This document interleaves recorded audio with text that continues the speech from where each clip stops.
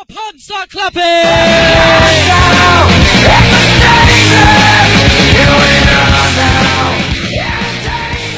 That is a very bright light, and I'm completely not used to this. However, welcome! Happy Christmas! Hooray! Isn't Christmas wonderful? I'm going to grab the mic. I've got a book here, which I'm going to tell you a story in a minute about Christmas. I hope you're all looking forward to Christmas as much as I am. As I said, this is the first time I've ever done stand-up comedy, so I'm hoping you'll be very generous tonight. When I said I was going to do this, I thought about it long and hard. They always say with stand-up comedy, talk about what you know. And I know I'm a massive dick. So I thought I'd tell some stories about being a massive dick. And I put it on Facebook and said I'm about to do stand-up comedy, and I was inundated with stories about me being a massive dick through my many years as a salesman in the advertising world. Thanks very much over there. The first story someone shared with me was something I'd actually blanked out, and it was about when I went to see the Porsche client in 2002, and I asked them if the Porsche 911 sales had been adversely affected by the 9/11 disaster. Apparently, not as much as you thought, to be honest with you. And I'm not going to talk about that time I took a load of clients to Thorpe Park and was somewhat embarrassed when I was removed from the roller coaster for being too fat to get the safety bar down. That was a very proud moment. And I won't talk about the time when I was at an awards do with a very beautiful client who I was introducing to two other beautiful clients who were men. And I was saying to her, you should really get to know these guys. They're really wonderful. Well, that's what I thought I'd said. However, the next day I was told I'd actually said that you two should spunk over her tits. Thanks very much. So I'm going to tell you a story about a Christmas party, and it's a true story. And I've entitled it, 'Twas the Week Before Christmas. Prepare yourself, because it's in a book. 'Twas the week before Christmas, when all through the land offices were partying and getting out of hand. The tables were set, at the bar was a mob, and young Robbie Hunt had just started a new job. The job was a fine one, all shiny and new. Perks there were plenty, downsides there were few. He'd been there 6 weeks and had made some new friends. His hard work and sales skills had paid dividends. On the day of the party, he put on his best shirt, a comedy tie, blue jeans, he looked pert. He was all set to go and was ready to fly. Let's get this thing started, he said on the fly. The party began at his desk around 12. Oh dear, that's the start of the depths we shall delve. He had a quick lager, chased down with a shot from a bottle of Jaeger for his birthday he'd got. Then off they all set to Don Pedro's for tapas. San Miguel was imbibed, and those fiery green peppers. They sang Christmas songs from times long ago, and Secret Santa gave out a giant dildo. Smooth.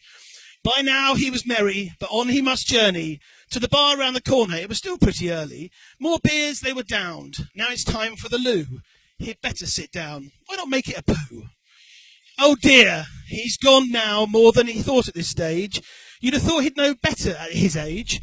He pulls the loo's chain to get rid of the smells. That's weird. What's that noise? Sounds like alarm bells. As they kick down the door to the disabled bogs, turns out the red cord doesn't shift the brown logs. It's the one you should pull if you're having some trouble, if you're throwing a fit or have made a big puddle. Out he emerges onto the dance floor, where he spins and he moves like he's still 24. But he's not. He's past 40, and the food's settled down. What's that gassy cloud? It smells strangely brown. The floor was aghast. They all moved away. Rob moves to the chairs. He's starting to sway. He's now quite relaxed. He might have a nap. Why is the boss now poured a pint in his lap? He's up like a shot. He's not having that. Fuck you, fucking arsehole. Come here, you short twat. Swinging his arms, he's taking a pop. He's flailing quite wildly all over the shop. The incident passes. He's back to the floor. A moment of clarity. He stops. He's quite sure he's had lots of fun, but the time now seems right to depart for his bed. Let's call it a night. On the train home, he falls fast asleep and awakes just near Tunbridge, crawls out from his heap. The carriage starts spinning, but he's nearly there. The platform's in sight. He's seconds to spare. His tummy and head, though, are not playing ball. They've got their own problems. Evacuate all. The train's slowing down. They're going to open the door. Oh, Christ, look, he's vommed all over the floor. The commuters step over. Withered looks, they are past. He doesn't care now, he just can't be asked. Taxi, he shouts, and home they do drive, not long until bed, and the home of his wife. In through the door, he's quiet as a mouse.